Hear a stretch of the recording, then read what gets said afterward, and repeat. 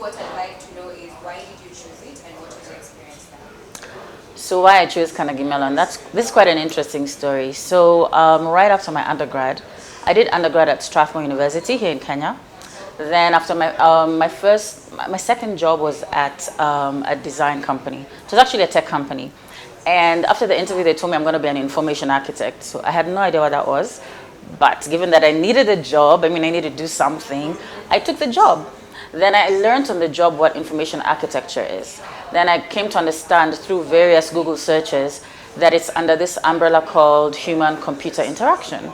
And because I enjoyed it very much, and actually I'll talk about why I enjoyed HCI. Through HCI, which is commonly known as UX, or user-centered design in industry, I realized that we can build products for users. And that user can be us, Africans, Kenyans. And we're often forgotten by big tech companies. So I thought to myself, if I want to build products that Africans can use, focusing on Africans and our needs and our behavior, then I want to study this thing called HCI that can enable me to do that. So I went back to the internet and I literally searched best school in the world to study HCI. And out popped Carnegie Mellon. And then I decided to apply, and the rest is history. So I was able to get a scholarship to Carnegie Mellon, and that really enabled me to go to school there.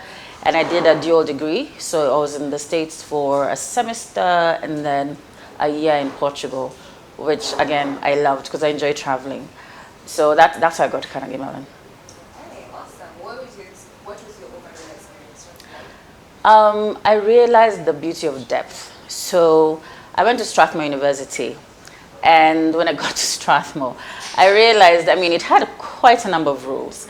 So sorry to them, but I found it was more like a dignified high school because so many rules, so many subjects. But that's the beauty of a bachelor's. You have to have the breadth. Now, when I went to my master's, I remember I was only doing 5 units a sem, and I thought, oh, this is a breeze. I'm from undergrad, and I used to do about, 10 units, 11 units? But it wasn't a breeze because I had to invest myself in depth and quality. So one thing that I really learned about my master's at Carnegie Mellon is to do things really well. So we're used to doing things well in 844 because we're a very academic-focused country.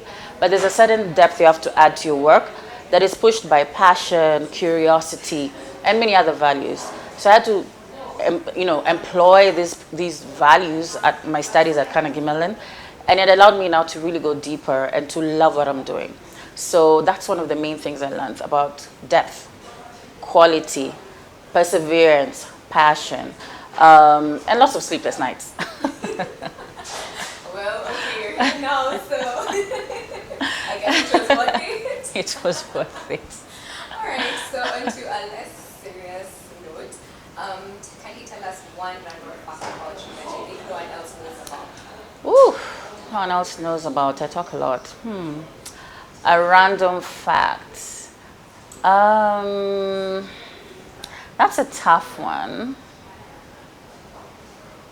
I recently picked up archery, so the sports of shooting, and I'll soon go to actually gun shooting. Not that I like violence, but I think they're very interesting sports because it's all about aim and calmness and focus.